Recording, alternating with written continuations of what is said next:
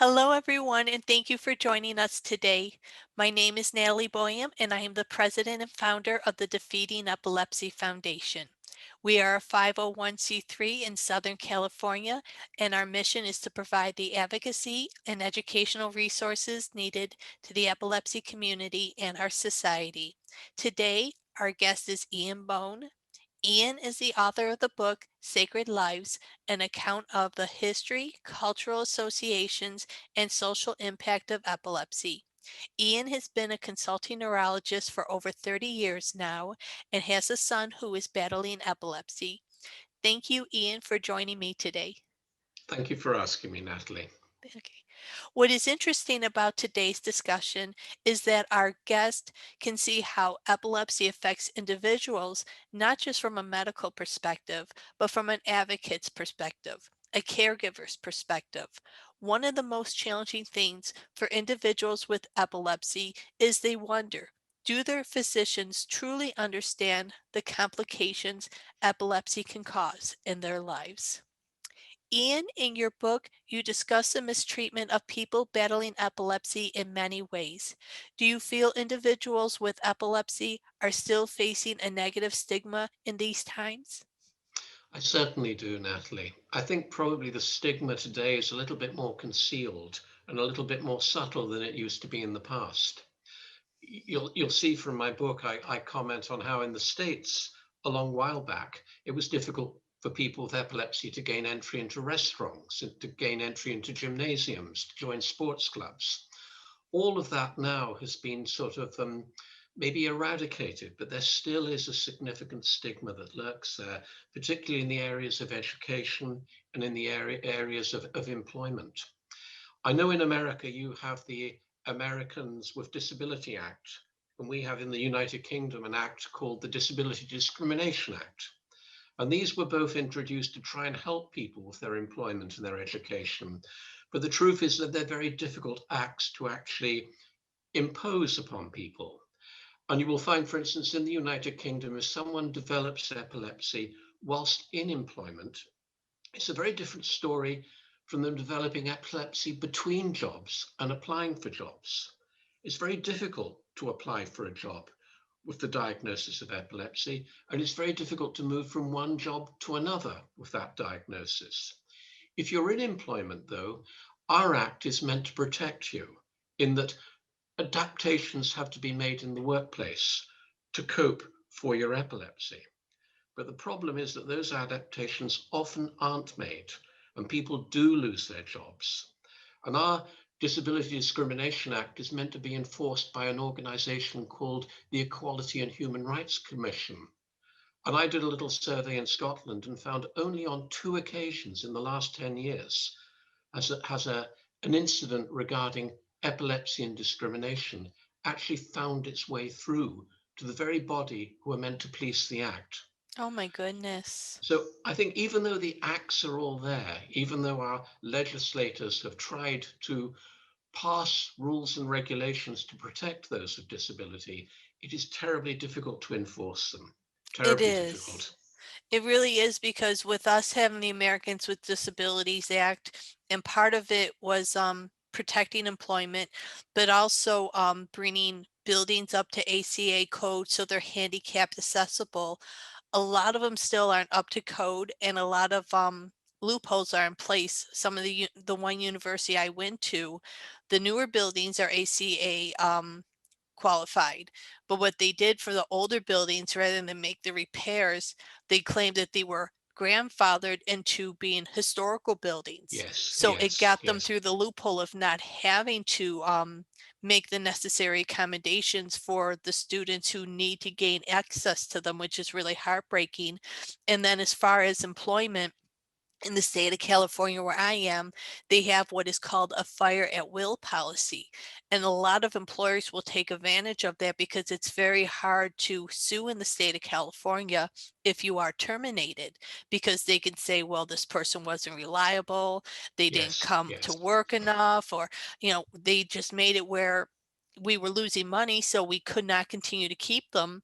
And that might not be the case. They might find out someone has epilepsy and go, we don't want someone like that on our staff. Just get rid of them and tell them not to come back. And it turns into a he said, she said situation, Hmm. which Hmm. is nearly possible to prove. So a lot of people here in America stay very silent about having epilepsy. Yes, And we yes, even still are trying to make improvements to the act. The gentleman who really fought to get it through, who has epilepsy himself, Tony Coelho, is now yes. fighting to add digital protections, because with needing technology in the workforce more than ever, or for education, a lot of people with disabilities don't have the proper access or the tools they need. So it makes it nearly impossible for them to survive when it comes to certain Yes. things. And trying to get other politicians on board to see the seriousness of this, it's been one of the biggest challenges for our community. Hmm. I know. I think one of the things in the United Kingdom is that this Disability Discrimination Act, reasonable adjustments. Well, a reasonable adjustment might be to say, take somebody out of a frontline job, say somebody working in a shop and they're meeting customers and they have a seizure.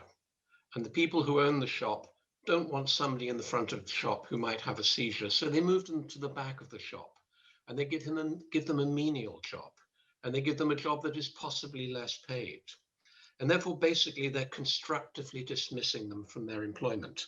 They're putting them in a post, really, which is hardly worth having.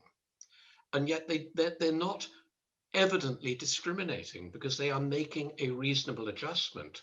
But to the person with epilepsy, it's a wholly unreasonable adjustment that they cannot accept. And So that's there is, understandable because they feel alienated and they feel isolated. alienated. Absolutely, absolutely. The other thing we have is that when people are applying for jobs who have epilepsy or any disability, you can tick on a job application form that you have a disability, and that guarantees you an interview.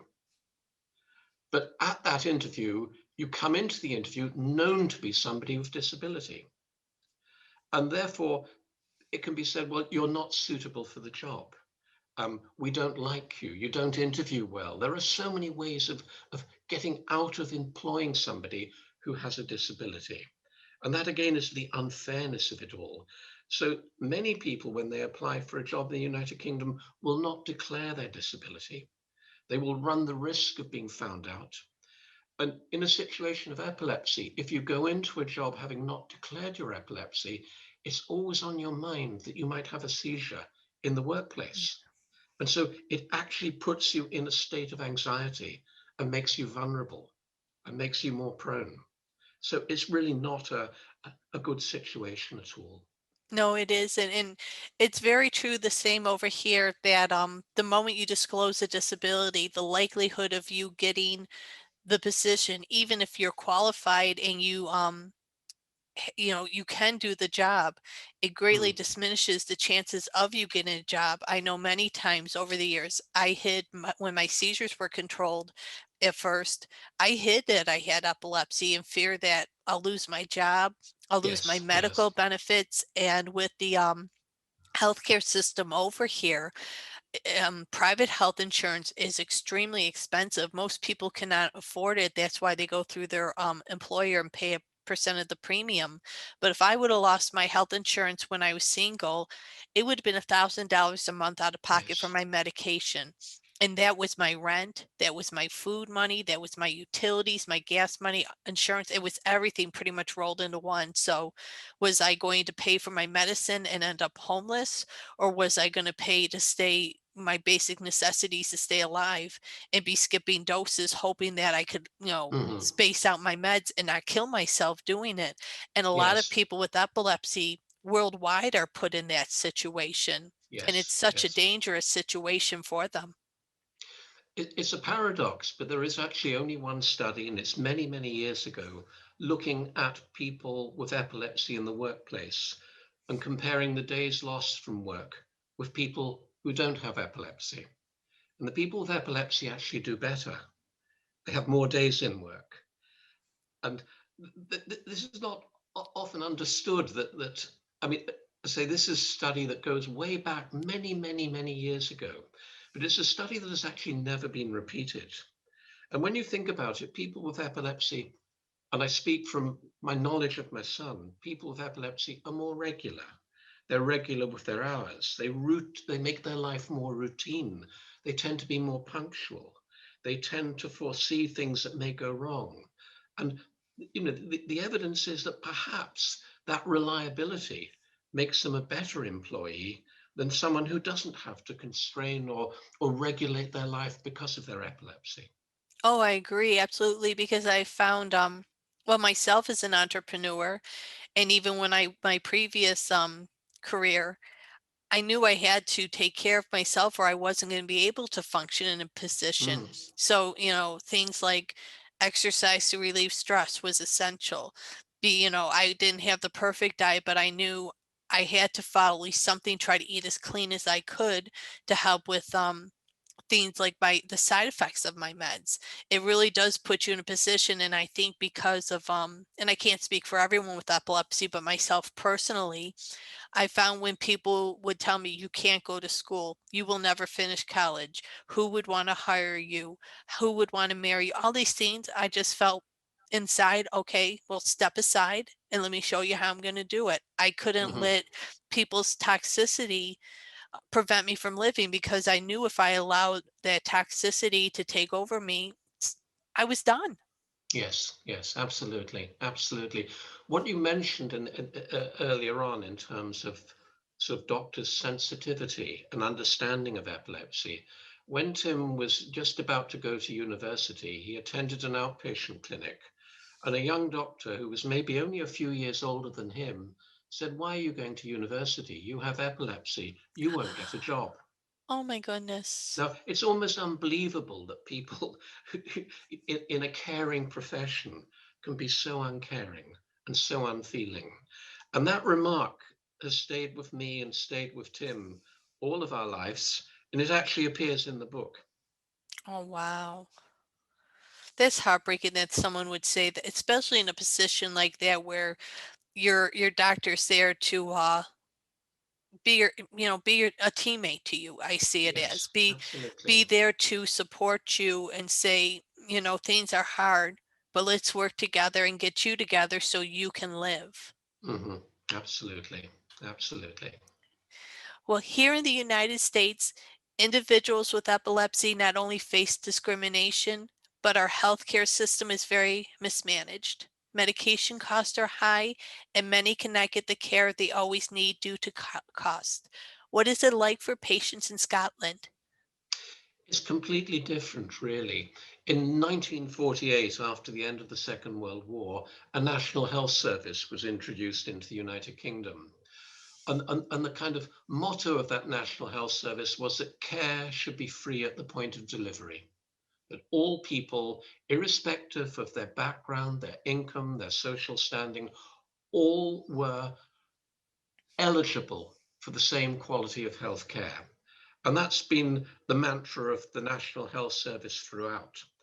The sad thing is that as the years have gone by, the National Health Service is becoming more and more threatened by the fact that it is so expensive. I mean, for instance, in the United Kingdom, any anti-epileptic drug can be prescribed if it's been approved by the regulatory bodies, irrespective of cost. Anyone can go through a workup for epilepsy surgery. Anyone can go into a monitoring unit to have telemetry and EEG recordings. So all of this is available, but it's expensive. Yeah. And the consequence of that is how long can we continue to maintain that level of health service? And our worry is that it will be privatized. And an additional worry is that we know that people, particularly in America, in the healthcare system, are very interested in our system. And we would hate to go to a system where insurance is a factor, whereas you said earlier on, if you have a long-term condition, your premiums are high, you're going to be disadvantaged. So at the moment, we have a good system. The downside of it is that you have to wait a long time to be seen. Yes. Um, People with epilepsy attend outpatient clinics here. They maybe will attend hospital clinics maybe once or twice a year. And the system isn't that receptive. Someone can't get immediately back into the system if something suddenly goes wrong. So that there are problems. There are problems. We do have a private sector, but the main purpose of the private sector is to avoid queues. That's basically what it is. The quality of treatment will be no different. The treatments available will be no different, but you'll get those treatments quicker. Mhm. They have something similar like that in Germany. My husband is from a village called Mudorf, which is an hour and a half southeast of Munich. And my father-in-law has diabetes. And that's when he was diagnosed. That was exactly what him and my mother-in-law did was he had the social health care through Germany, which is an excellent system. I wish we had more of a Mhm. program like the German government, but he also purchased the private one so that if he got sick and had to be hospitalized, they acted quicker on what he needed compared to what the German government social program could offer him. Yes, absolutely. Yes, yes. We spend I mean, the German healthcare system, they spend more of their proportion of their gross national product on healthcare than we do. We slightly underfund our healthcare system, but it's funded from taxation. That's how it's funded. No, it's the same thing over there that it's funded by the taxes and how you get it is if you're employed, your employer enrolls you in it. So whenever my Right. in-laws, they were self-employed, whenever they hired somebody, they had to enroll them. But what I really loved about it is not just the better health care, and a lot of people don't like thinking this, but it's important. The regulations that were put in place, and over here in America, a lot of people have a negative view on regulations, but they don't realize to a degree when it comes to anything, you need to have them. For example, they decide how much the pharmaceutical companies can charge. They'll figure out the calculations of the cost to make the meds and then a percentage for profit, but they Yes. cannot abuse the system and charge whatever they want like they do here in the free market in America. And then they have very tight control to make sure that the doctors are not committing insurance fraud. It was 2 or 3 years ago, I read in their main magazine, Spiegel Deutschland, they had a physician who committed insurance fraud over there. And not only did he have to pay the taxpayers back for what he did to them, they banned him from practicing medicine ever again in Germany. Right. Right. So I mean, I really like the fact that some other countries are much more structured when it comes to the healthcare. But I think what scares me, like you were saying, it's becoming less and less underfunded and more challenges for patients to see doctors and everything. I worry in time that leaders will take a look at our system and say, well, it's a free market.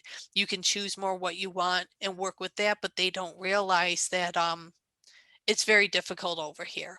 It Yeah. really is. There's Yeah. so many Yeah. people who are in the situation where their income is not low enough to get help from the government, but they can't afford an insurance Right. policy, and it Right. really puts them at risk for not having care. And then when they get sick, a lot of people end up having to file bankruptcy and it destroys their credit because they just can't pay the bills. Mm. That's terrible. Yeah. Yeah. Yeah. So over the last 30 years, what changes have you seen when it comes to treatment for epilepsy? From a UK perspective, I mean, when I started in neurology, believe it or not, there were only 12 of us in the whole of Scotland, Oh, and wow. that's a population of 6 million. So there was one per 500,000 of the population, which meant that the way that I practiced then, epilepsy was very much looked after by the family doctor or looked after by the general physician in the community hospital. And the only people with epilepsy referred to the neurologist were those for diagnosis, though not all people with epilepsy were diagnosed by neurologists. Um, Neurologists would generally see people for diagnosis, but see people whose epilepsy was drug resistant. Okay. So when I started off, I would have very large clinics. I would see people with epilepsy, diagnose them, start them off on treatment, and refer them back to their community physician or their general practitioner. There was no such thing as an epileptologist. There was no doctor who specialized in epilepsy at all. There were no epilepsy nurses. We had 5 anti-epileptic drugs. Um, we had EEG, and just after I started in neurology, we got a CT scanner. So we had no brain imaging really to start with. Oh, wow. So it's not surprising in that era that the diagnosis of epilepsy was often mistakenly made and that people were treated who didn't have epilepsy. What I've seen improve is the availability of drugs, more and more drugs, greater understanding of how to prescribe those drugs, how to use them, a better use of investigative facilities, more certainty about making the diagnosis correct, the introduction, certainly in the UK, of epilepsy specialist nurses who often will actually run the epilepsy clinics themselves and run them very effectively. So those are the changes that I've seen. The changes that I haven't seen. Now, all that I'm talking about here is the medical model, Mhm. not the social model. If we look at the social model of epilepsy, and it comes back to what we said at the very beginning, the public's understanding, the patients often understanding, their families understanding, the support for them, all of those things are still less than they ought to be. Epilepsy charities have come along. They've provided information, they provide helplines, they lobby in the United Kingdom, members of parliament and ministers on behalf of those with epilepsy. So the voice of epilepsy is being heard a little bit more, but so often the voice of epilepsy is being heard through the charities rather than directly through the people themselves who have epilepsy. And that, to my mind, is a problem. Oh, it absolutely is. I mean, myself having a public charity, having a nonprofit organization, I find it is so hard, even though I'm trying to do what I can to encourage people to advocate. Before I had my nonprofit, I started with a Facebook support group so that people had a safe space to talk about what they were dealing with when it came to epilepsy. But I find there's such a lack of education and it's so underfunded here in the States. One of my board members, we did our MBA together. We completed our capstone together. And when I told him about wanting to open my foundation, he did some research because he's in the military. So he really didn't know what epilepsy was because in his profession, people with epilepsy aren't serving in the military. Yes, yes, But yeah. he said to me as he started researching, he's like, why aren't people getting more help? And he goes, I didn't even know there was a national organization that helped people like you. And I said, I didn't know until I was an adult, until I Mhm. finally got so sick. Someone told me about it. I mean, the doctors didn't let my family know that there were these resources.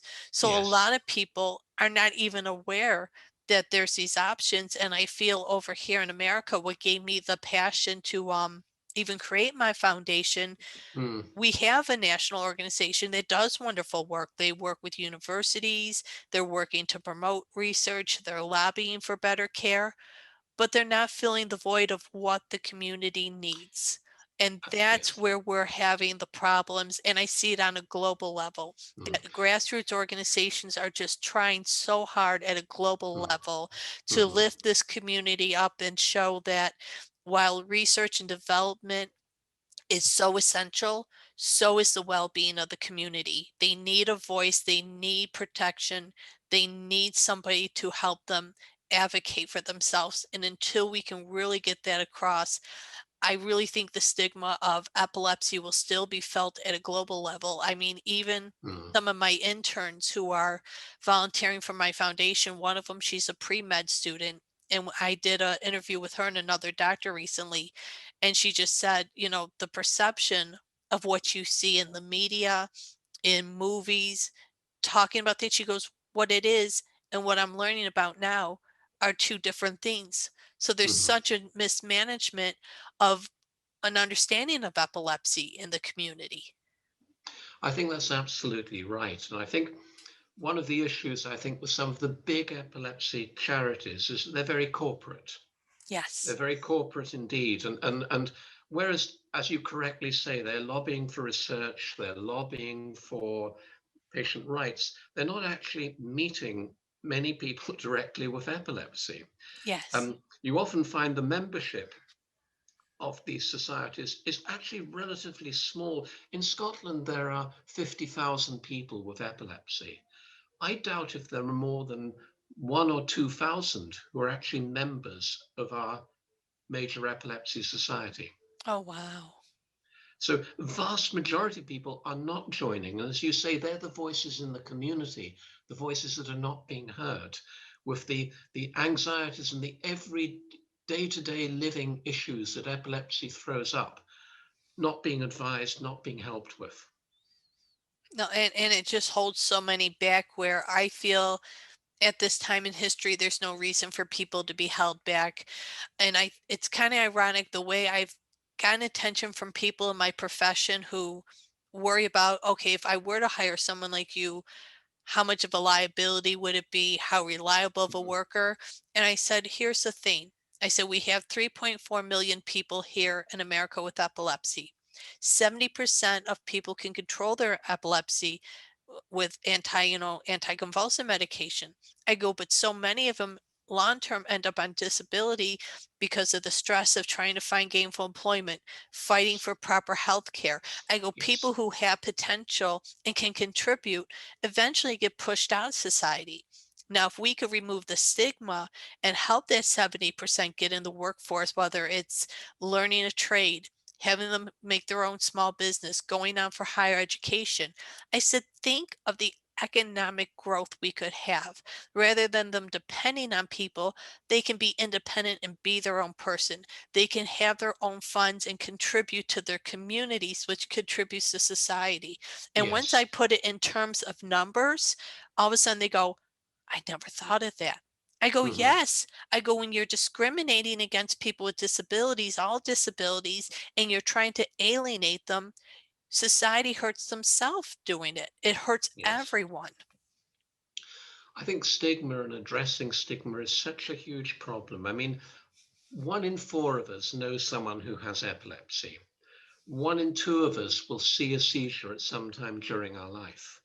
And yet, this common condition with 70 million people in the world with it is so stigmatized. And I think the main reason for stigmatization is fear. Yes. I can go back to when I was, let me think, I was about 8 or 9 years of age, and I was in a primary school, and the boy at the desk next to me took a seizure. And the teacher took my pen off my desk and rammed it in the boy's mouth to stop him from biting his tongue. The one thing you never, ever, ever, Oh ever my do. goodness. But it happened in front of me. And that boy came back to school about a week or two later. And the relationship between him and us was never really the same again because we were frightened. We'd seen something as a very young child and we were so frightened by it. The next seizure I saw, I was about 12 and I was in a cinema in London. And a man sitting in front of me took a tonic clonic seizure. And everybody sitting around him moved to one side, like the parting of the waves. Oh So he wow. was eventually left just sitting there on his own. No one came to him. And I remember after a while, he got up and, very confused, just left the cinema, kind of staggering. And those two things, long before I even decided to be a doctor, those two things have always stayed in my mind. I've never forgotten them. And as an onlooker, I remember the fear that I saw. And I think the basis of stigma is fear. Oh, It's, absolutely.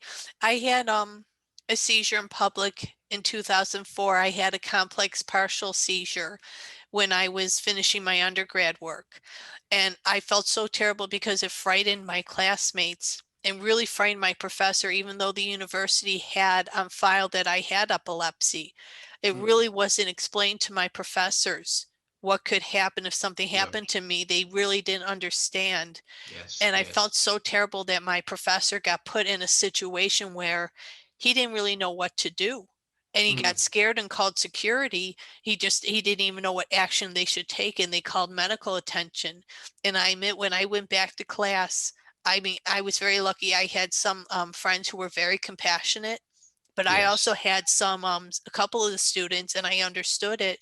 started sitting on the other side of the room away from me, scared if Yes. something Yes. happened again, they didn't want to be close to it. It scared Yes. them that badly. Yeah, absolutely.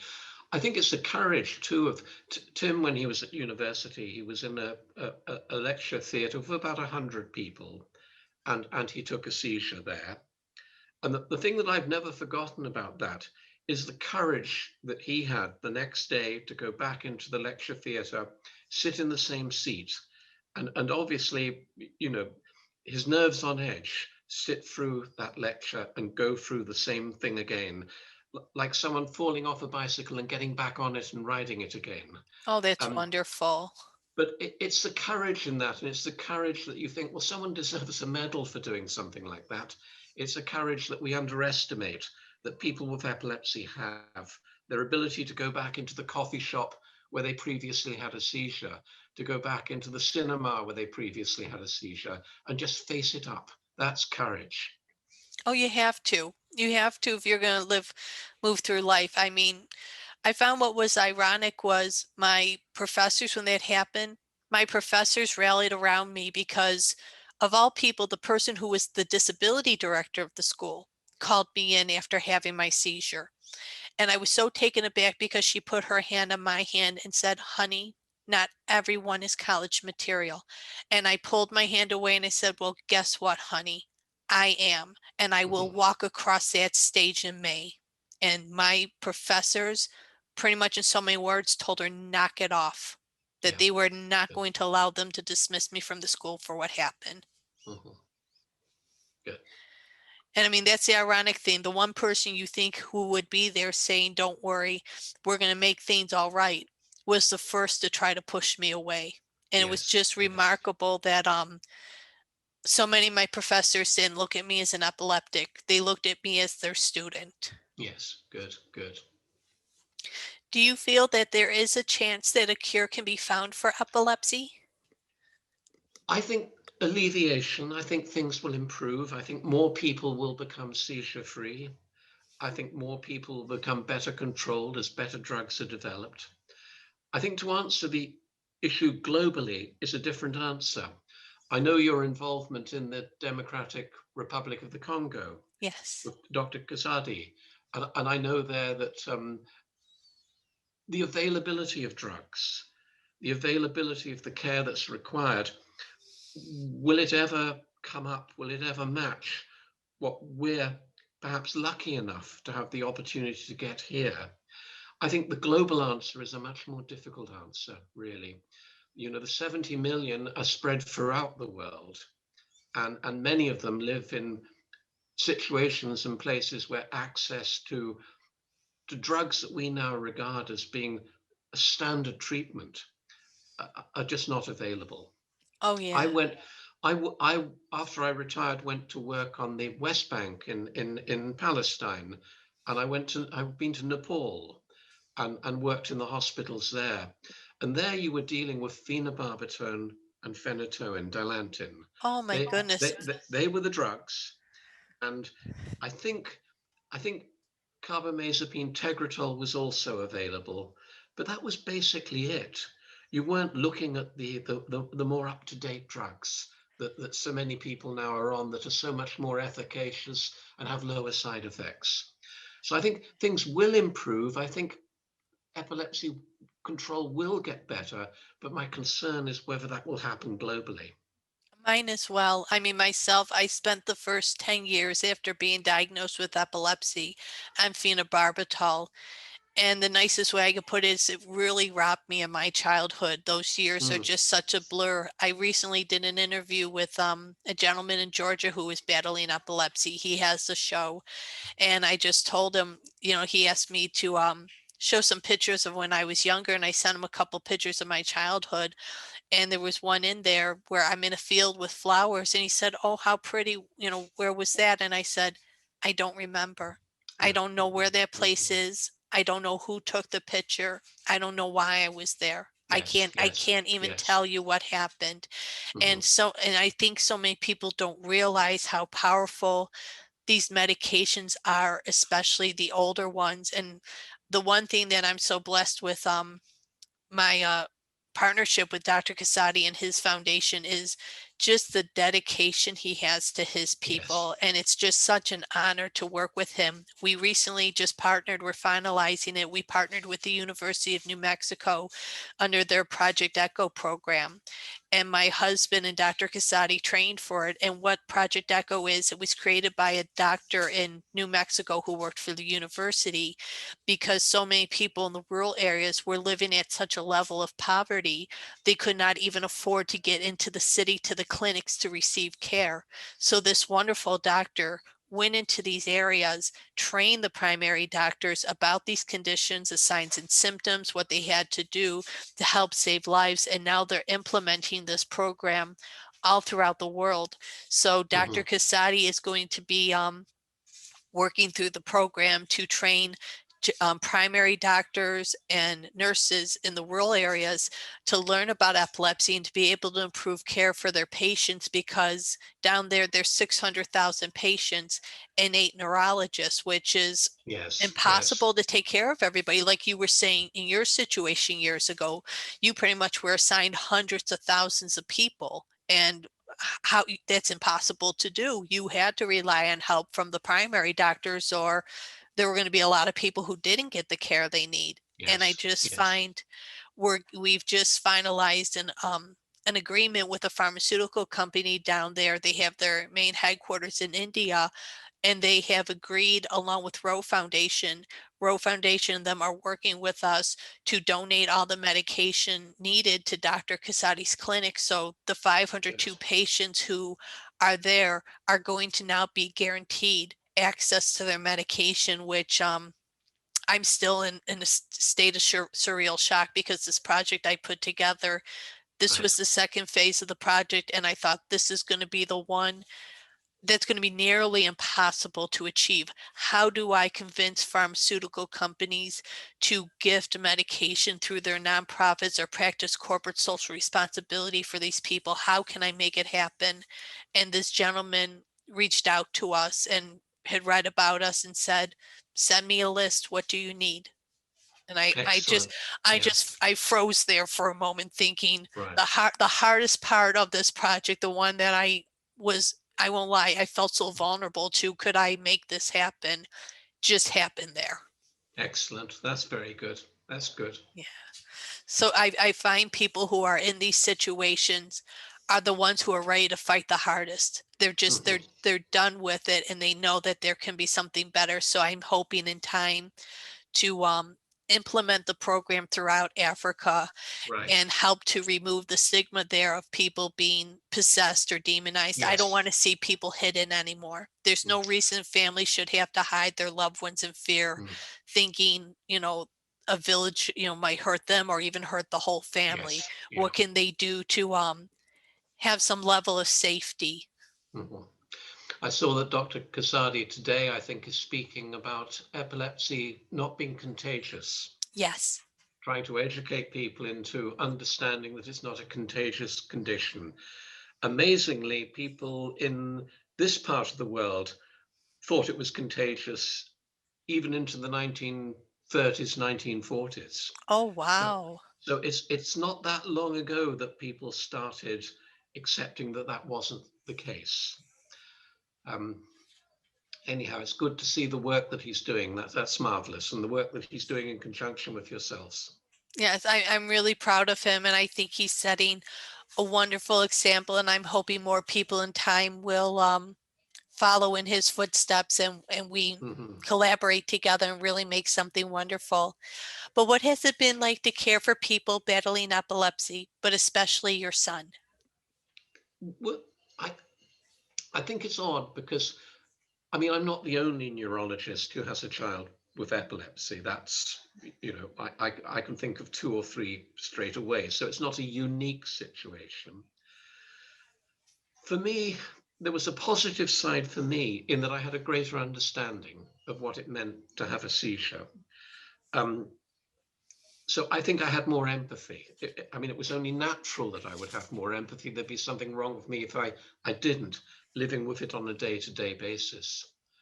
With Tim and in the book, the issues that came up, and I've very much concentrated when I talk about it I talk about it from my perspective as a parent. Tim's story is his own story, and that's a story that he actually is going to tell in his own book that he's producing at the moment, Oh, which wonderful. which is his own story, and it's not my story to tell.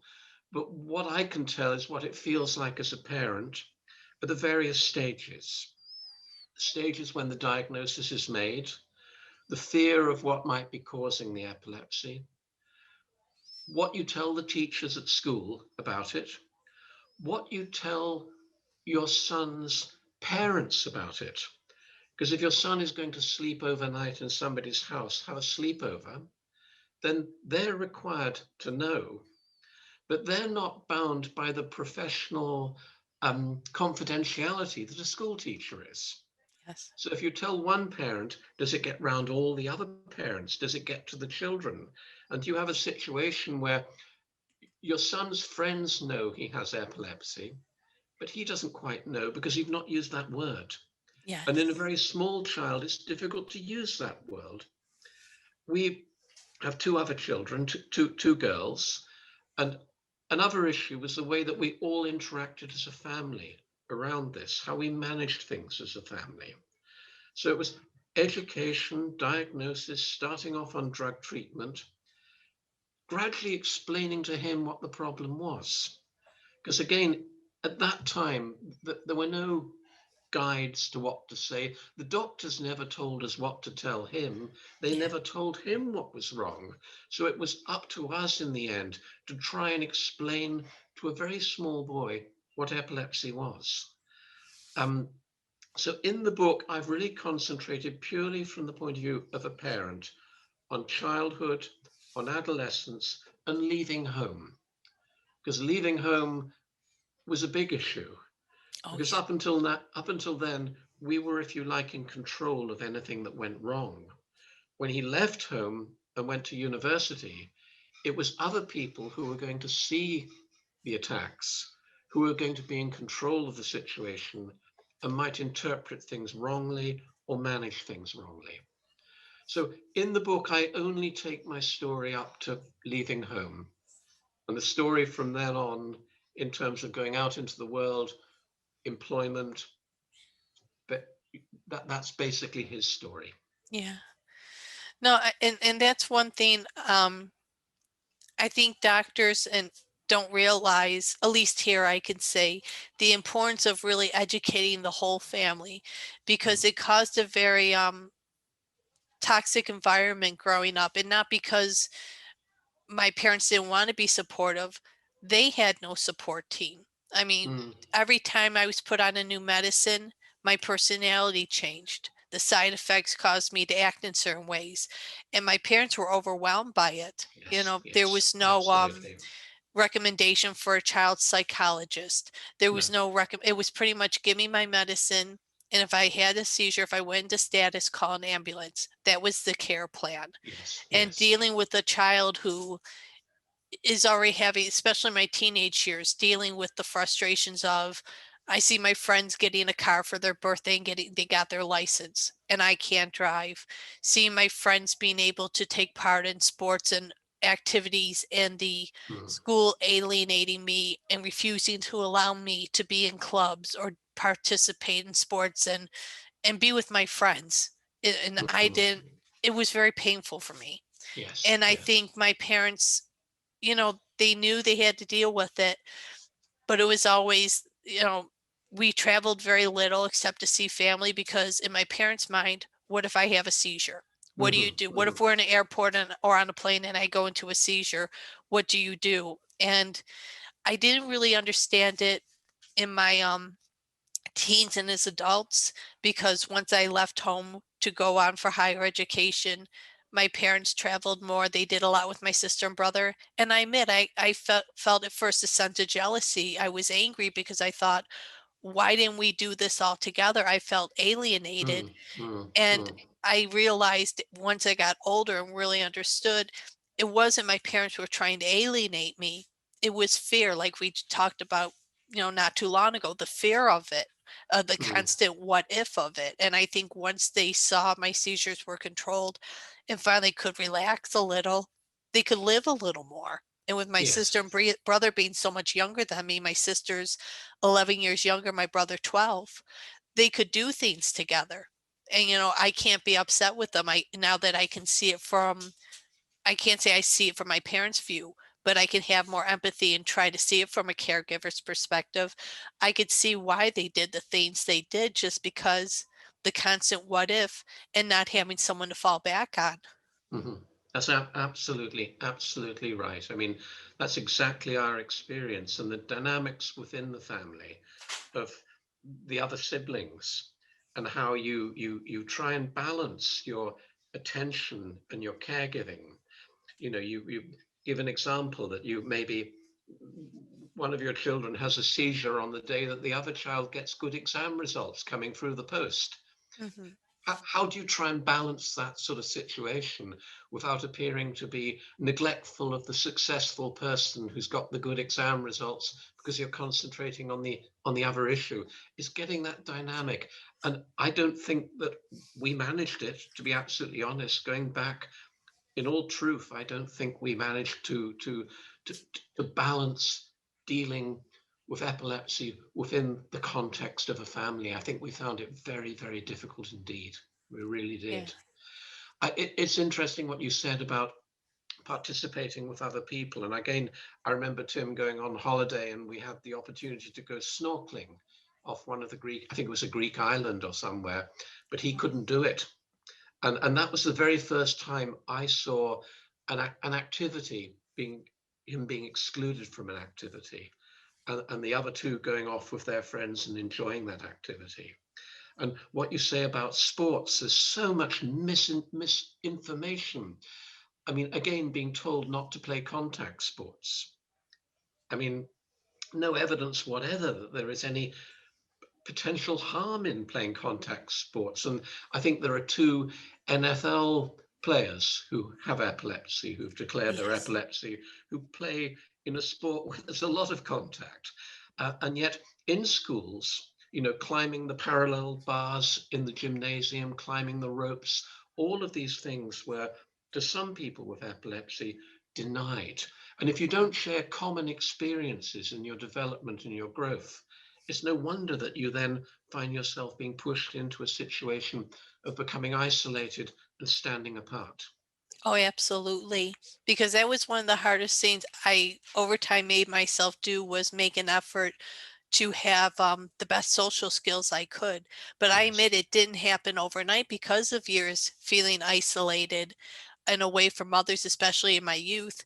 It really was hard to be able to adapt. And then with my I have frontal lobe epilepsy, but I've also had seizures when they were generalized. They mainly were Right. into the temporal lobe, so I have shrinking of my hippocampus. I have additional damage because of the years, and I had to actually learn to react to people in the right way. I used Mm. to be able until they put me on Lamictal, I could get angry really easily if someone was discriminating against me or putting me down. I was ready to go. I wasn't ready to fight, but I was ready to put them in their place in any way I had Yes. to make it Yes. clear you weren't stepping over my line. And having that level of assertiveness scared a lot of people and isolated me even more for some time. And I realized over time, yes, I have to stand up for myself, but I have to do it in a way where it brings some balance. I can't be overly aggressive or hypersensitive. And it was Yes. really Yes. easy when I first left home. It was really easy to be hypersensitive. Absolutely. Yes. Yes. And I suppose again, what we noticed was a kind of performance anxiety developing out of all of this, an anxiety state when, you know, and being sensitive and being very conscious of trying to succeed in things because of exclusion in other things that Mhm. caused issues. Yes. Yeah. Yeah. Well, myself as a patient, I have had positive and negative experiences with neurologists. What would you suggest to people battling epilepsy when it comes to doctor-patient relations? It's very, very difficult. I mean, doctors are just like anybody else. Some communicate well, some communicate badly. We used to try and teach the medical students communication skills, but you soon found out that they either had them or they didn't. It's very Mhm. difficult to teach people to communicate. historically, neurology was always a slightly standoffish specialty. Um, in the old days of the great French neurologists, they would demonstrate cases in the big lecture theatres, and they had, I suppose, a very paternalistic and very dogmatic approach to the way that they cared for people. Thankfully, that's a thing of the past. That's history now. And I think most doctors have an awareness that the patient is part of the discussion. The Yes. patient's rights, the patient being able to choose. It's not a case of saying, take this anticonvulsant, because well, I can give you an example. Saying, take this drug because it will improve your epilepsy. You will gain weight, but that's the price you have to pay for getting your epilepsy controlled. That kind of statement is no longer acceptable, really. The patient, the person with epilepsy, has the choice. Do they want to try this drug with the side effects that have been described, or do they want to stay on the treatment they're on? They shouldn't be forced into things. And I think probably neurologists, and especially the development of epilepsy specialist nursing, I think all of this has helped perhaps the patient become much more part of the decision-making process, whereas in the past they were excluded. I looked at lots of questionnaires in the book that have been carried out asking, inquiring into quality of life in epilepsy. And I only came across one paper in which people with epilepsy were asked to design the questions. Oh, wow. Most of the questions were coming from psychologists or professionals, but only on one occasion did I find a paper where people with epilepsy were being asked, what questions should we be asking about you? What questions about your life should we be inquiring into to assess what the quality of your life is? Um, Listening to patients is so important. From your last interview, um, I've forgotten his name. I'm sorry. It was John, wasn't it? It was John Sadler? Yes. John Sadler. He made a comment about food triggering seizures. And he said that some hamburgers trigger seizures and hamburgers from other establishments don't. And the doctors never used to listen to that in the past. They would consider it, an anecdote, not worthwhile. But I think the more we understand about seizure triggers and food and colorings and monosodium glutamate and all of these things that may be factors in triggering seizures, I think the best kind of neurologist you want is a neurologist who listens to you and takes seriously the things that you say and can pick up on something like a dietary trigger and not just dismiss it, but Yes. address it and say, well, that's something that needs looked into. And I think patients really appreciate when they find someone like that. I had a doctor, when I first came out here to Southern California, and we had such a nice professional relationship because when I first met him and he looked over my history, he was like, we can do A, B, or C. What do you want to do? And that was the first time in my life. And here I am, I was in my early 30s. It was the first time in my life a doctor literally looked at me and said, what do you want to do? And I sat there in shock for a moment thinking, I actually have a say in this. And it Mhm. was just so refreshing. And not only did he help me with terms of my medication, but when I decided to start a family, he was there for me, helping me prepare to conceive, giving me so much education. He was like, don't start right away. Start with your folic acid, start with your prenatal, make sure you are physically ready because this is Mhm. going to be a journey for you. So you Yes, have yeah. to make sure you're on board with it. And it really was wonderful to hear that kind of support and Mhm. helping me to make, these changes to prepare myself for conceiving. And when I Yes. had my second child, I went into postpartum depression. I didn't realize I was postpartum and I was having horrible anxiety. And I went to him and asked him, could you please give me some Xanax? And he looked at me, and the look I got through his eyes, he was saying, I know you don't need this. I know you can do without this. and he gave me the script for peace of mind. He could see really I wasn't well. And when he went to hand it to me, he pulled it back and he said, "Don't ever ask me for this again." And I knew it was Mhm. just his way. He was worried, after giving birth that I wasn't well. But at the same Mhm. time, I was really, when I look back at it now, I'm so grateful that he did see that I had the strength not to fall on something for a crutch, that I could move forward. Yes, And too yes, many good. doctors I know now would have just been like, okay, here, whatever, and just handed me the script without even asking, why do you feel you need this? Yes, absolutely, absolutely. Yeah. No, I think choosing your neurologist, choosing your doctor, it's like everything else, every other choice in life. You think hard about it, and you go for the thing you're comfortable with. Yes. Yes. Absolutely. Well, one of the things I feel is not truly addressed for individuals with epilepsy is mental wellness. Suicide rates are higher for individuals with epilepsy compared to the general population. What would you suggest to doctors and patients with epilepsy to do to improve mental health care? I think mental health care, first of all, there have been several papers looking at mortality in epilepsy. And I think with temporal lobe epilepsy, it's been put as high as 25 times greater than you'd expect within the background population. Very, very Yes. high. The papers that have looked at this often have focused upon seizure type and seizure control. But there are very few studies looking at the social aspects, which Mhm. clearly I would think are the biggest drivers behind the risk of suicide. And another pointer to that is that there are people, and you mentioned earlier on, people who are actually controlled, who are not having seizures, who still commit suicide because of the social consequences of their epilepsy. Yes. So I think the biggest problem is, first of all, that isolation, that loss of identity, that stigmatization, and also the consequences of that in terms of anxiety, in terms of depression. And we know that people with epilepsy are several times greater likely to suffer from depressive illness and anxiety.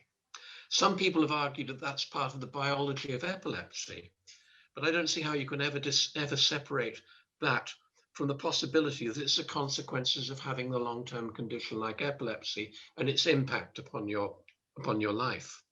Mm. To try and prevent it, I think, is picking up early the early signs of depression, the early signs of anxiety, and how you manage those, and how you manage them within the family and within the context of your friends. A lot of doctors are reluctant to prescribe antidepressants to people with epilepsy because of the risk of making seizures worse.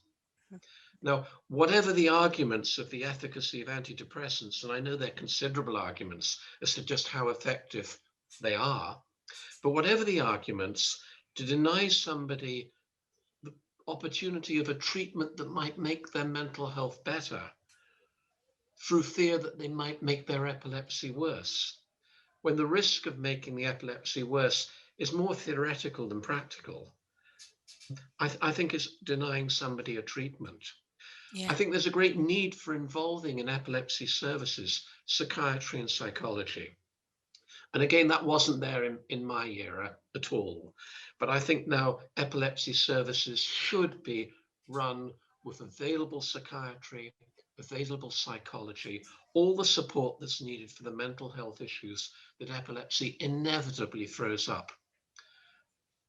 Oh, absolutely, because that's been one of my frustrations. I'm advocating very much for mental wellness because of my own personal experiences.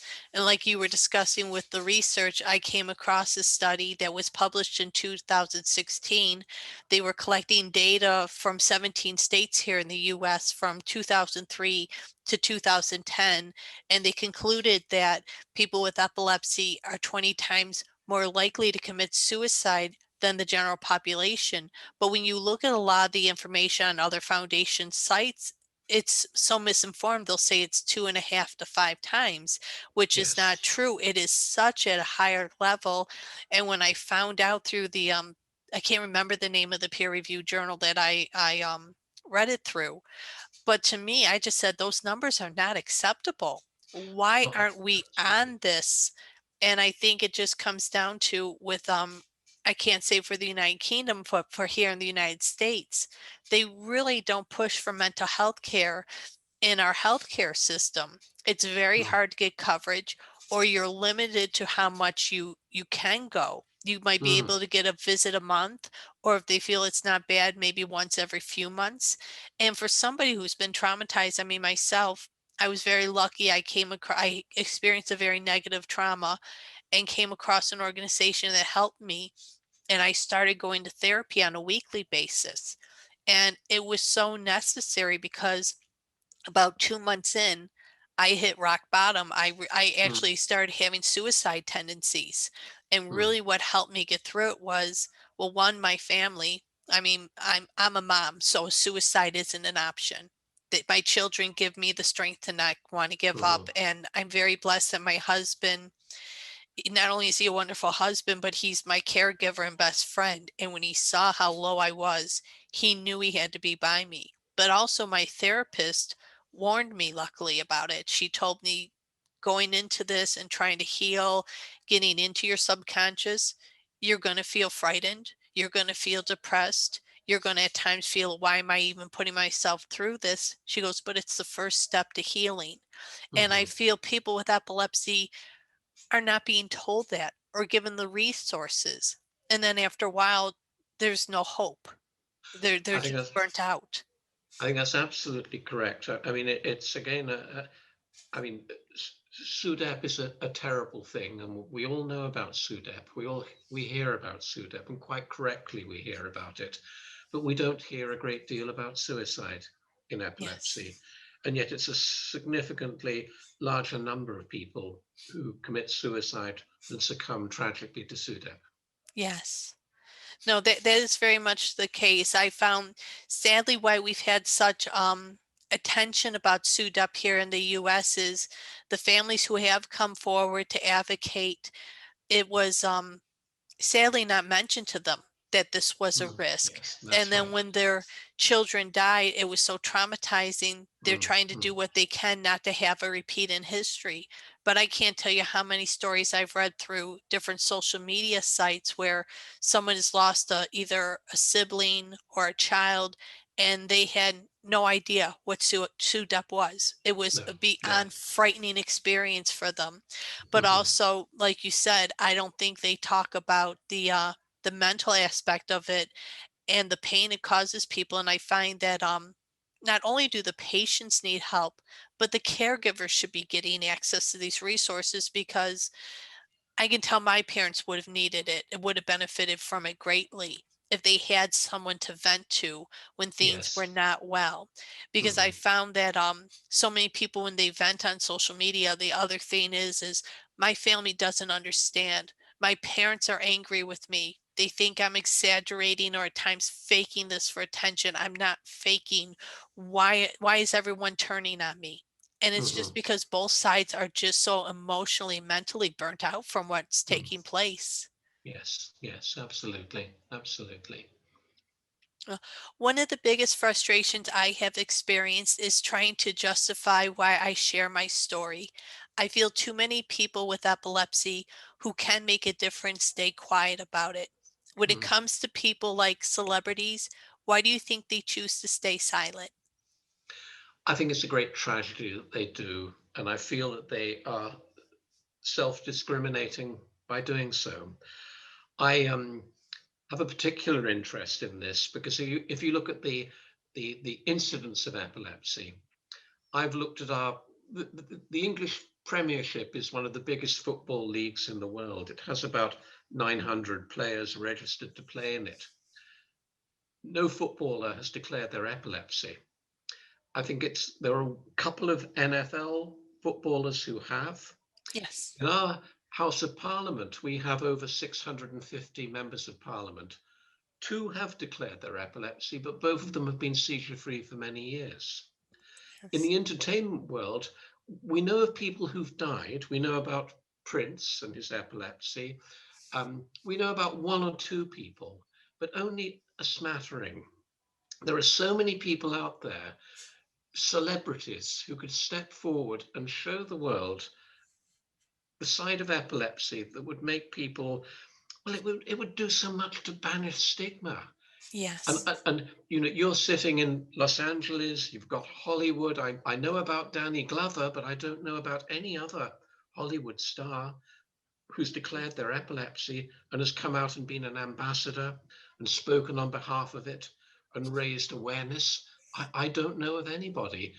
Maybe No. there is somebody, Natalie, but I don't know any big star. We have a rapper who he didn't die actually talk about his epilepsy. He's had seizures in public, and that's how it got disclosed, but he's very Mm, silent about it. And there are actually a couple celebrities out here who have family members who have epilepsy and remain very quiet about it. And mm, I mm. find it sad because I feel they could be great advocates for their loved ones, but Yes. also with the connections they have, they could Mm, encourage other celebrities or private organizations to help take part in doing something to make a difference in their loved one's life. And I think it's really sad. And I think it comes down to there's such a lack of education. I don't think mhm, they mhm. realize how much of a difference they could make in someone's life. That's why when I see how they misrepresent epilepsy in movies or Mm. shows, it's really upsetting to me because that's when you see one of the things they had on social media this year on TikTok. They had something called a seizure challenge, and there were people faking seizures on Oh, social brilliant. media Brilliant. laughing about it. And I'm thinking to myself, I wouldn't wish a seizure on anyone. No, I mean, no, that's you could be my worst enemy, and I still wouldn't. I can't tell you how many people I've told I don't even want them to really understand I know. what it feels like to have a seizure because it is a very frightening experience. And I've had a Mm, variety of seizures when I was younger. I had grand mals, but I really don't remember them. I would lose consciousness and then wake up in recovery at the hospital.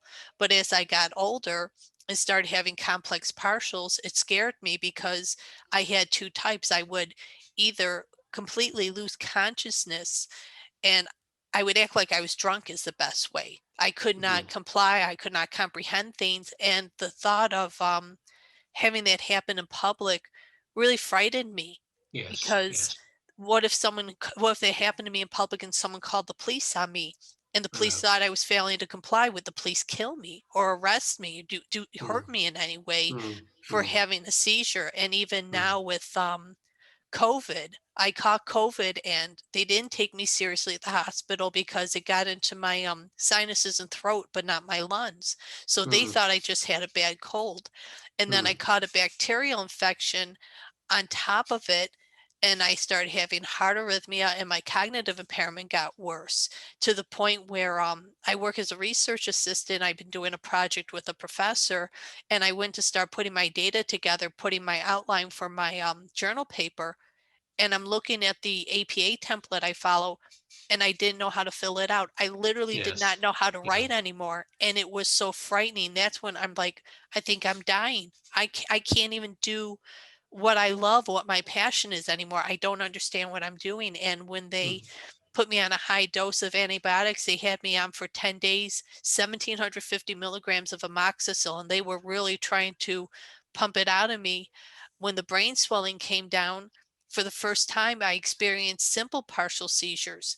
And it Mhm. was more, ironically, you would think a grandma would be more frightening, but the fact that I knew what was going on and did not have control of my body, it was even more frightening for me because it felt like I was having an out of body experience, like I was Yes. floating.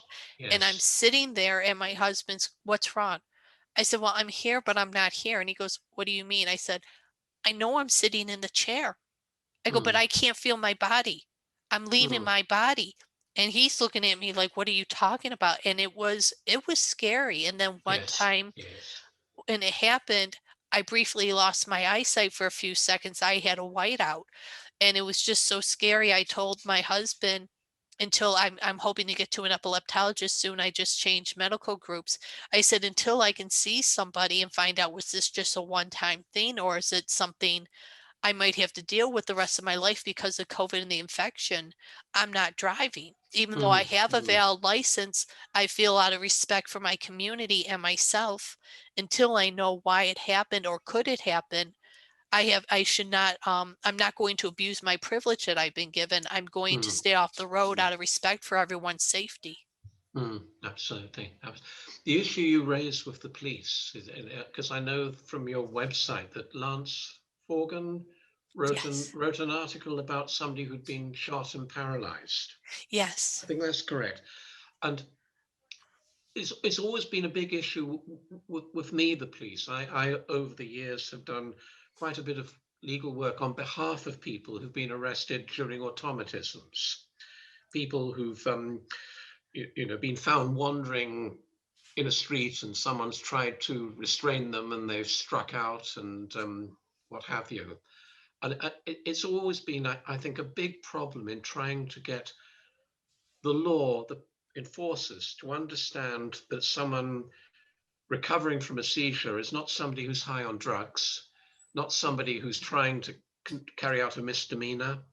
Um, in my book, there are several stories about people who have ended up the wrong side of the law, Yeah. sometimes very tragically, because of a misinterpretation of what's been going on. I think it is a real problem that the police don't really have a great understanding of epilepsy, and it causes lots of problems, lots Oh, of yes. problems.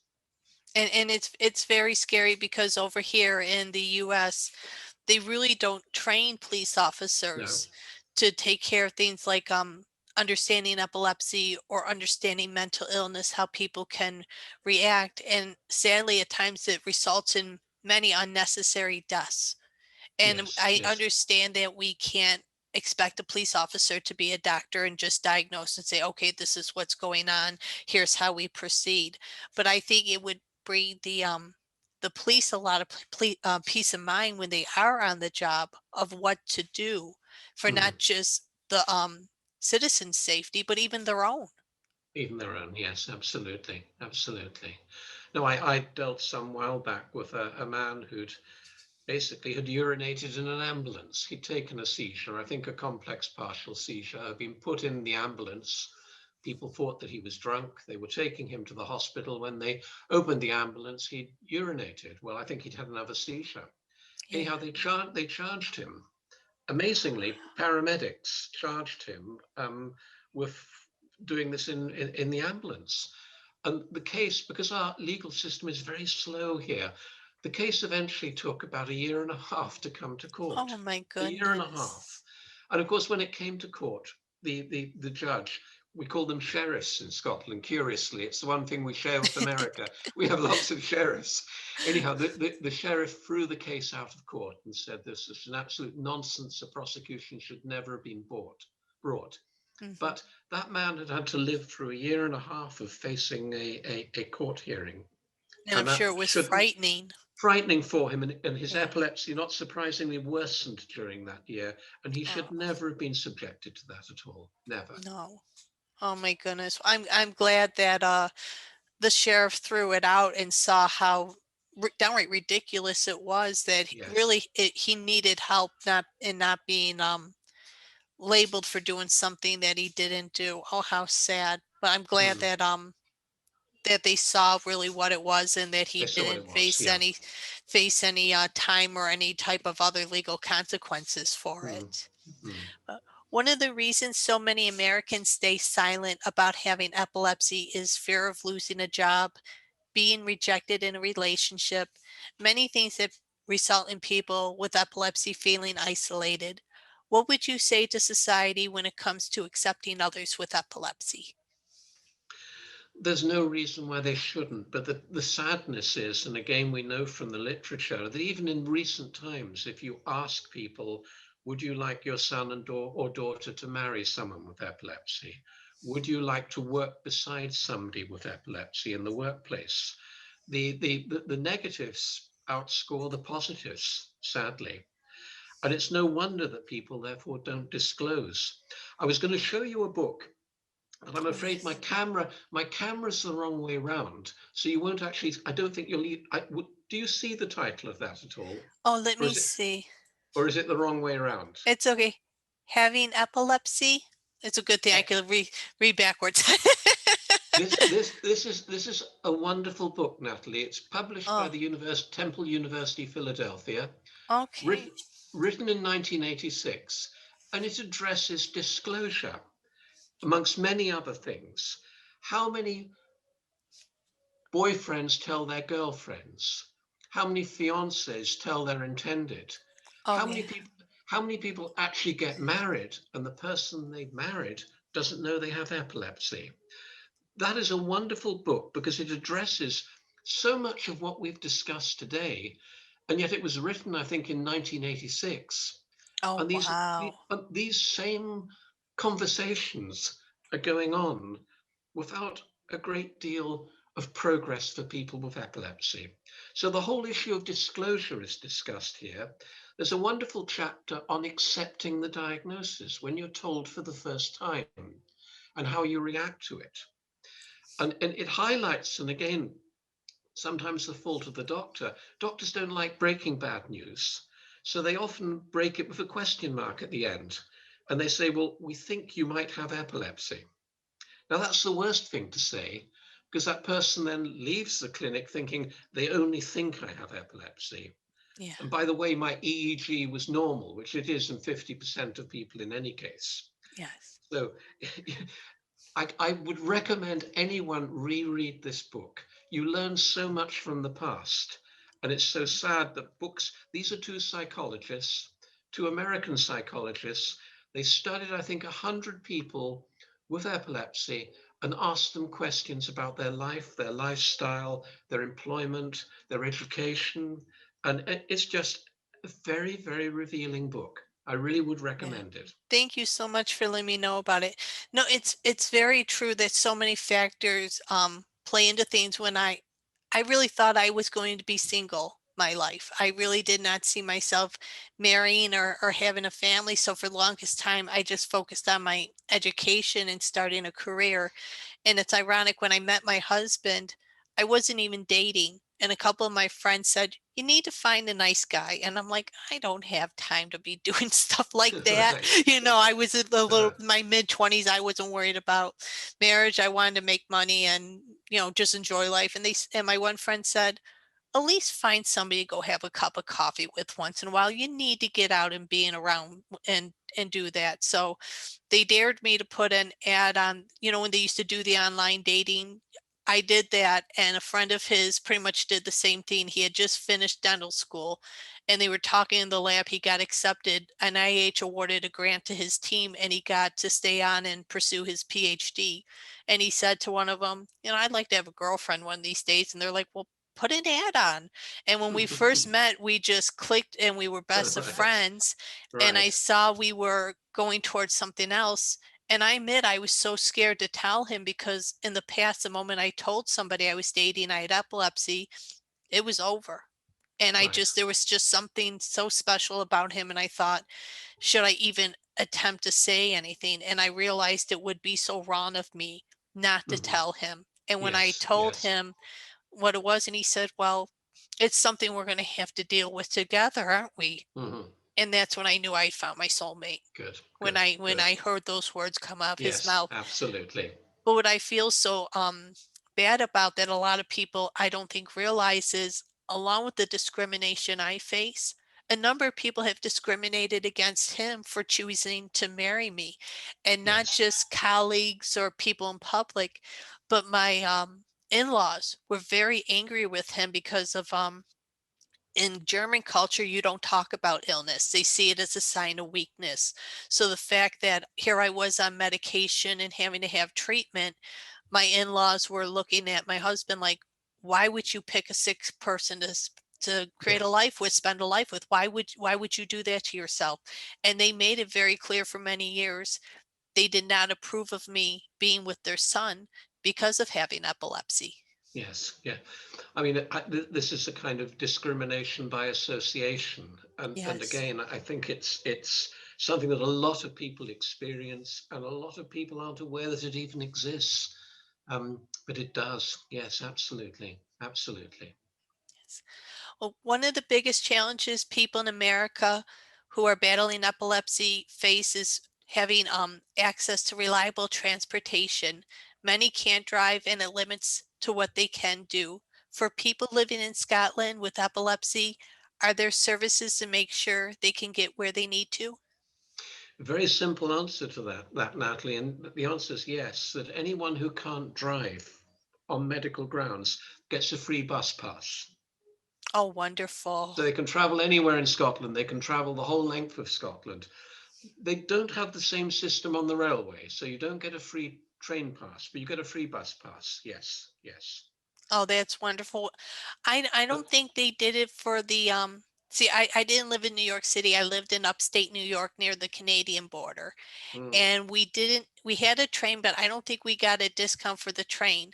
But the metro company, we didn't get a free pass, but we got half off. We had a discount pass where we could show the bus driver, right, and right. which I thought was really good because with the winters we had up there, we had the lake effect snow and Arctic winds from Canada coming down.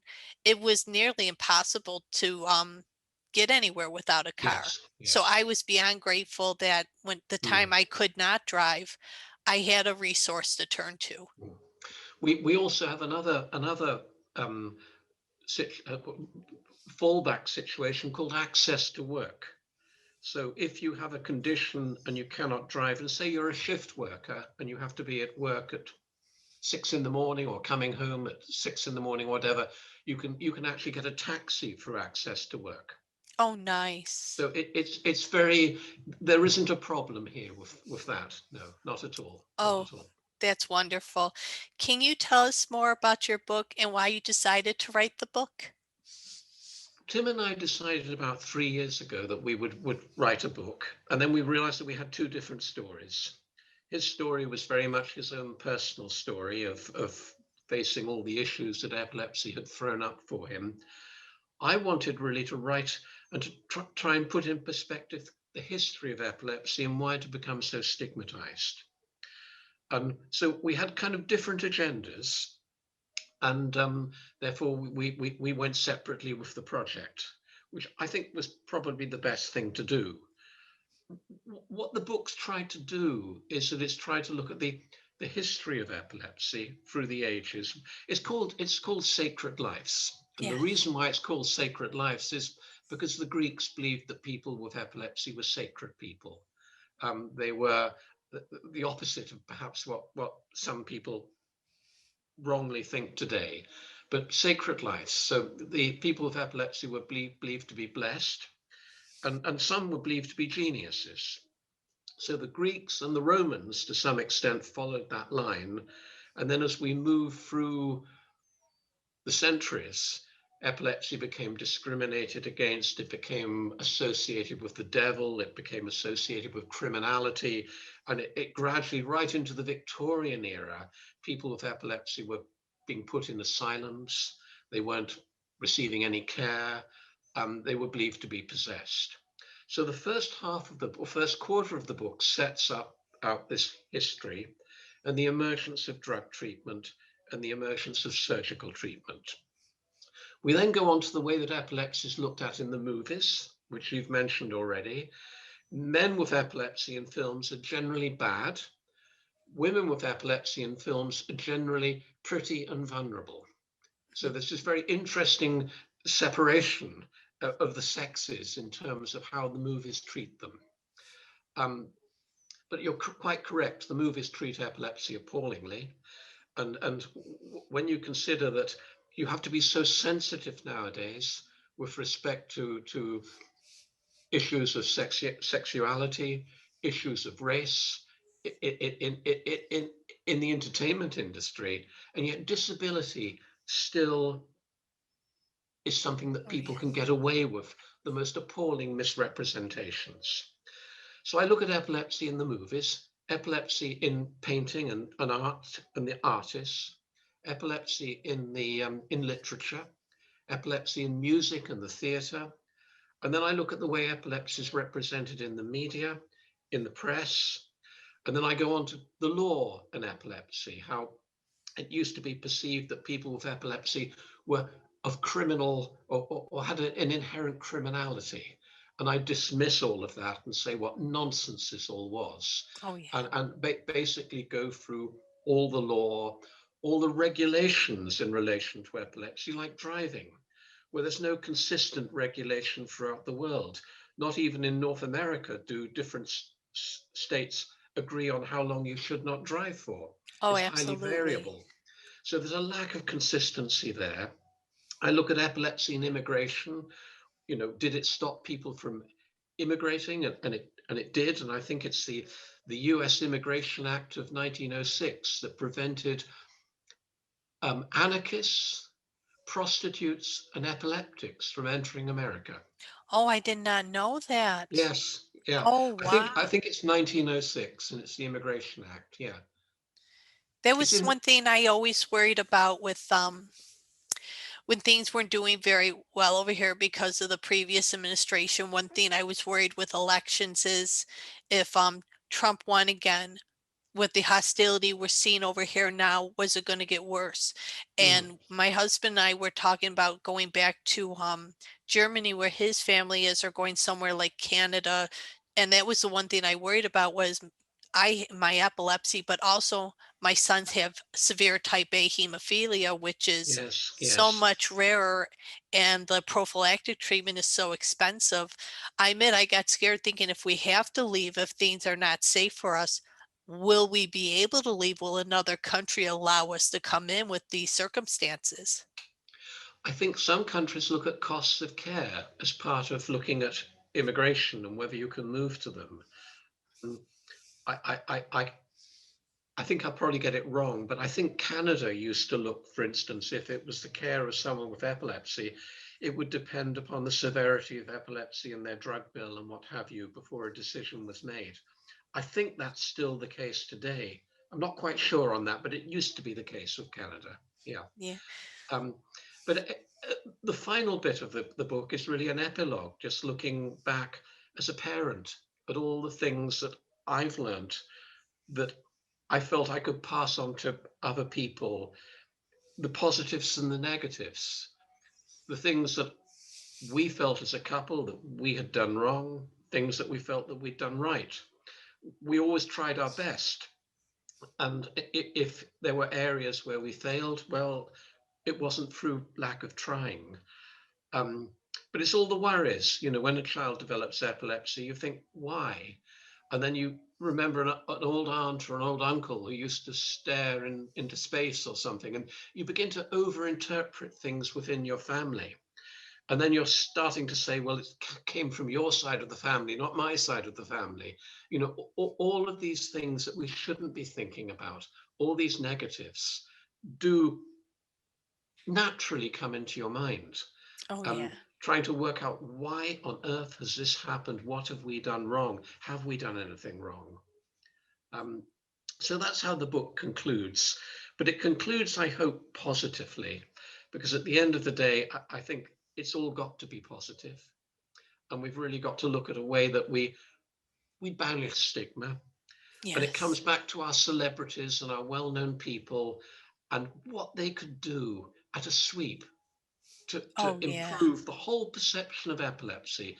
If some great A-list Hollywood movie star stood up and said, I have epilepsy, what a change they could bring about.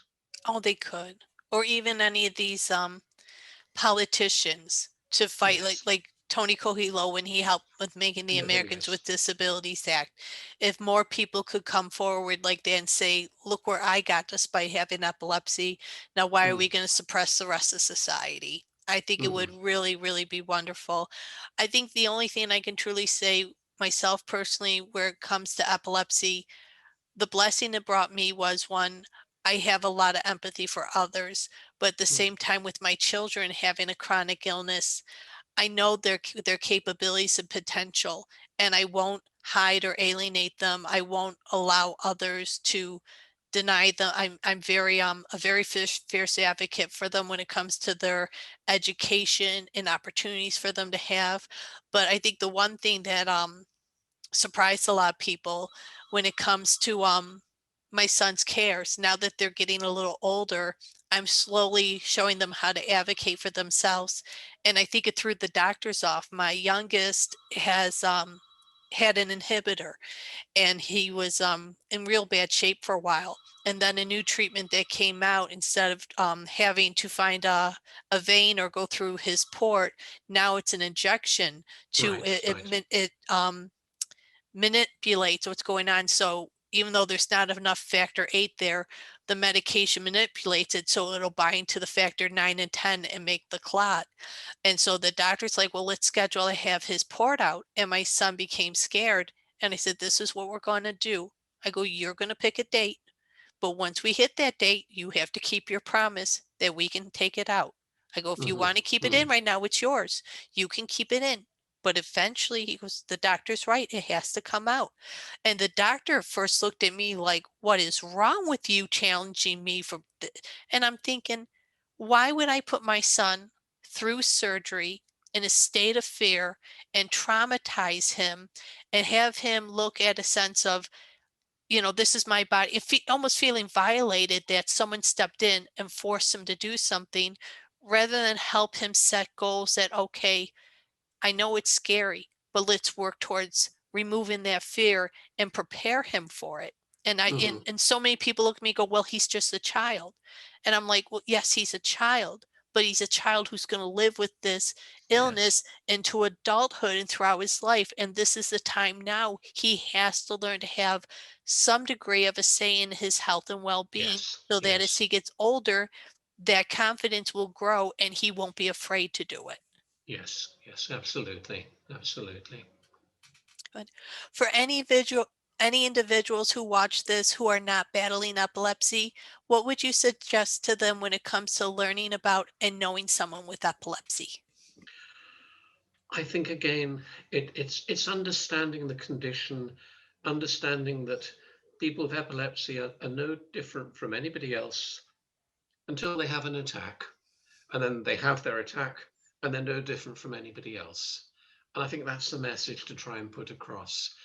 We see somebody having an asthma attack, and they use their inhaler, and we don't stigmatize them for using their inhaler. It's the fear of the attack that makes us stigmatize people. And I think to understand that you know people with epilepsy are people. They have the pluses and negatives that we all have. They're no different. That's the message. Yeah, no, I agree. Can you tell our supporters where they can get copies of your books? It's on Amazon. Um, it's a long story, but trying to find a publisher is quite difficult. I've written textbooks, but when it comes to writing a book and going to publishers, a lot of the publishers have said things like, well, who wants to read a book about epilepsy? Very Yes. negative responses from publishers. So it's on Amazon. I'm still trying to look for a publisher. I think I just get it. That is, can you see that the right way round? Because there's something funny with my camera. Oh, Is that the that's right? okay. No, I can see what it says, but no, I really hope you can find someone to publish it for you, because I I know. think what you're writing about is wonderful and it's needed. And I think not only can the public learn from it, but I would encourage any doctor to read it as well, to understand it. So if they have patients with epilepsy, Mm, mm. they can learn more of an approach on how to face this and help their patients and better themselves as a professional. So Oh, I admit I know there's one gentleman, his first name is Kurt. Of course, I can't remember his last name, but he was a journalist for the New York Times, and when he published his book, it became a bestseller. But it was right. really, he even talked about his fear of telling somebody about his epilepsy. He's photosensitive, and then someone played a prank on him and sent him something in the email where it flashed, and he almost died from a seizure when he had it, and it was a real rough legal battle for him. But Mm, even someone who has a great position like that. To think they lived in that level of fear and then somebody, when they found out, would do something so I know something like that. vicious. Terrible, So terrible, vicious. absolutely I mean, terrible. my heart, I've never met him, but my heart goes out to him because I I can't know. imagine someone intentionally trying to inflict something like that on someone. Hmm. Hmm. I know that's absolutely terrible. That really is. That really is. Get back to just to publishing for a moment. Yes. It's a little anecdote, and it tells you a little bit more about epilepsy as well. I approached recently Oxford University Press, and they got back to me almost immediately without seeing the book, without seeing the manuscript, and they said, "We've already published 5 books in the last 20 years on epilepsy. We don't see why we should publish a sixth." Oh my goodness. Oh my goodness. And I then looked at the books they'd published, 5 of them, and only one of them had been published in the last decade. I think they're very overdue to publish one then. I think they are. Very overdue to publish one then. I would encourage them to please do so. Hmm. Oh, wonderful. But is there anything else you would like to share with us today? I think just to say a little bit to end on COVID, because you've mentioned it, and I know again from your blog that there's on the website the issue of is there an increased risk to people with epilepsy from COVID? And the risk seems, if it is there, and it's from a very small Spanish study, but if it is there, it's for those that only have respiratory problems as well as their epilepsy. Yes. But I think the bigger risk with COVID is isolation and mental health. We have in Scotland, our charities have helplines, but they also do things like befriending. They go out and Oh, see people in their nice. homes with epilepsy. Now, of course, that's all come to an end now. There's no befriending. There hasn't been any befriending for over a year. So people with epilepsy who were socially isolated, often to start with, are now becoming progressively more socially isolated. And I think that's my big worry about COVID and epilepsy. Not the fact that people with epilepsy may be more susceptible to severe COVID, but the fact that people with epilepsy are going to be more susceptible to the consequences of COVID in terms of social isolation. That I Yes. think is my worry and my message. Yes. Oh, absolutely. And I could say myself, I think the reason why it hasn't hurt me so much emotionally, mentally, is I meet with people every day. I hear people's stories. I talk to other organizations. I talk to my interns on what we're going to do or my board members. So the fact that even though it's just through Zoom, I have Mm, some level of human interaction. And I'm the yes. first to admit if I didn't have this moment to talk to you or other people, I would be falling apart inside Hmm. because Hmm. I like being around people Yeah. and Yeah. and being able to get to know others. And I think people don't realize how much that isolation has effect on people. I mean, the most challenging thing I've done in my life is becoming a mother because Mm, I decided when I had my sons, I wasn't going to work full time and have a nanny at home with them. I brought them into this world and I was going to take full advantage and bond with them. And when I went back to school a couple years ago, I had so many people say to me, "Well, why? Your mm, husband has a good job. You can be at home with your sons.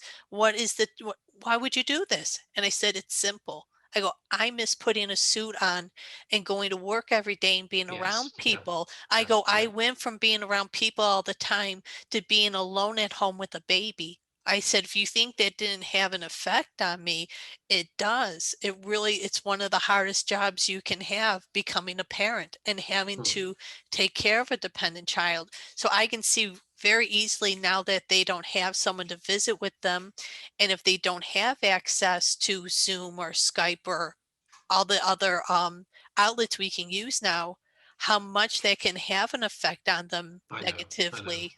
So I, Hmm. I hope that they do have those resources, and I hope the organizations are working to call and check on them and make sure that they are doing well. Yeah. Yeah. Yes. That is all the time we have for today. Again, I want to thank Ian for coming and taking part. To see the great work we are doing, please like our social media pages and subscribe to our YouTube channel. We invite you to visit our website at www.defeatingepilepsy.org to see how we are making a difference for the epilepsy community. Thank you for your support, and together we will defeat epilepsy. Take care.